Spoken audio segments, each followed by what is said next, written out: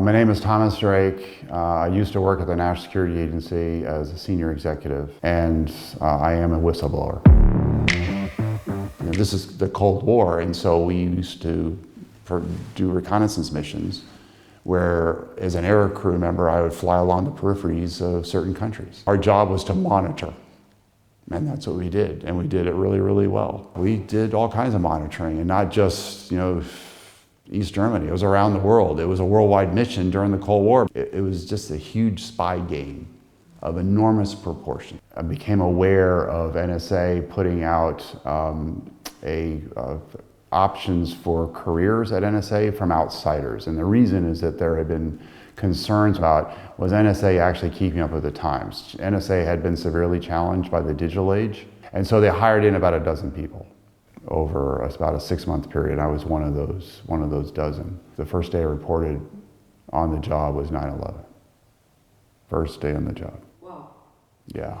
So for me, life, in terms of everything that happened, and then all the origin stories that preceded it, there's life before 9/11 and then there's life after 9/11. I found myself in a very challenging moral position with respect to the agency.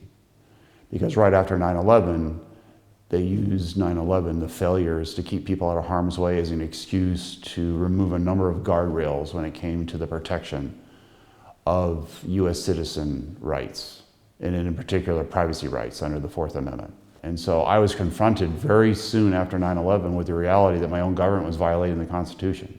The government was spying on Americans, war activists, journalists, and others. So what do? You're confronted with this is sort of the moral dilemma, right? I'm confronted with the reality that my own government is violating the law. If I remain silent, then I am in essence going along with it. I was finding myself defending the Constitution against my own government. So I became a whistleblower. Now there's a number of other things I blew the whistle on, which was also the 9/11 intelligence failures, because 9/11 never should have happened. I also blew the whistle on many, many billions in fraud, waste, and abuse. So I went through all the channels. There are what they call channels that existed. These are actually formal channels in which you can actually bring your concerns to certain authorities. I was essentially told, don't pursue this any further. I knew that I could go to the press, but to go to the press post 9/11 was extraordinarily dangerous. It was what we sometimes call in the United States touching the third rail. If I touched that rail, I would be putting myself into a world of hurt. I'd probably lose my job, or worse, there was the risk that they could charge me with espionage. So I went to the press, and I became a target of the government.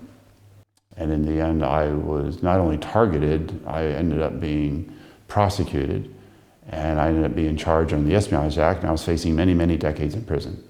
And so I went through months and months and months of pretrial proceedings, and in a final day, basically the day before the trial was scheduled to begin, last minute afternoon break, before the day ended, and the judge excused us, I entered into a plea agreement with the government where I went free and would not have to serve any time in prison.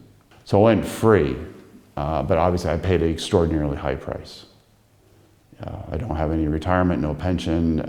My life was completely wrecked, turned inside out and upside down. Because I'm frequently asked, would I do it all over again?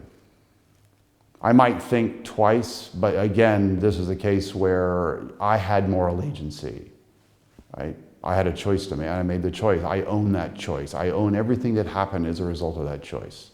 But it wasn't about me. It was never about me. In fact, I had wanted to remain anonymous the whole time. It was the government that ultimately revealed who I was. So the United States was also turned into, a surveillance state as well. And, things have just rapidly metastasized since. In today's world, we're just headed for more surveillance. There's this enormous, obsessive,